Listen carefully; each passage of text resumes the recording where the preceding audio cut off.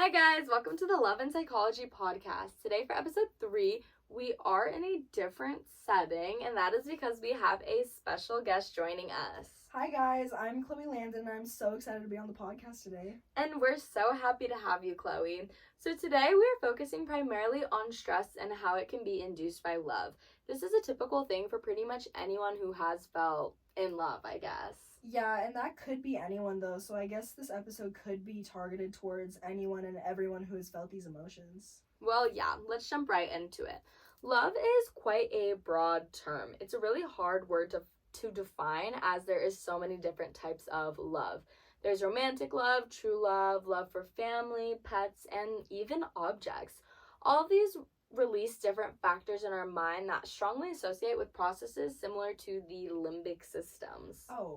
What's limbic systems? Oh, I'm sorry. Limbic systems are tied into memory, and they correlate with ideas such as trust, belief, and even pleasure. These tie into hormones like oxytocin, vasopressin, dopamine, and serotonin. It's really interesting, actually. Yeah, that is really cool, but how does the memory tie into stress though? Right. It ties in because these processes that help us remember.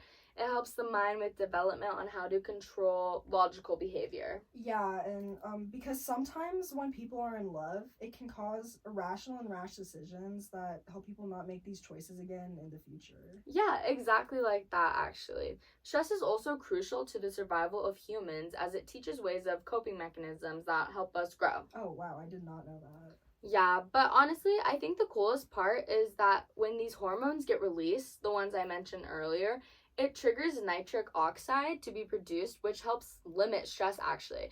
Because while stress is important for us, it does have its flaws. Yeah, tell me about it. Stress is not a fun game. Yeah, I know, huh? This love, though, whether it's romantic or not, can teach us the idea of social connectedness, which is how we feel connected to others. Yeah, but how does that benefit us though? Like physically or mentally? Both, actually, and more. Both and more? What else? Well, it helps with mental health, physical health, immunity, cognitive function, aging, and morality. Wow, that is crazy. I'd imagine this helps with happiness too, right? Well, duh. Positive emotions are commonly tied to good physical health outcomes. Yeah, I heard this thing about how laughing gets rid of illnesses or something like that. Is this true? Oh, yeah, absolutely. There was this book by Norman Cousins in which he talked about how he was fighting fatal connective tissue disease, and laughing was actually his best medicine. Oh, that's actually so sweet. I know. Well, that's it for episode 3 of Love and Psychology. Big thanks to Chloe Landon for joining us today, and we'll see you in a couple weeks for episode 4, where we will be having a writers' conference. Oh, wow, that actually sounds so fun. Thanks for having me. Yeah, of course. Bye, guys.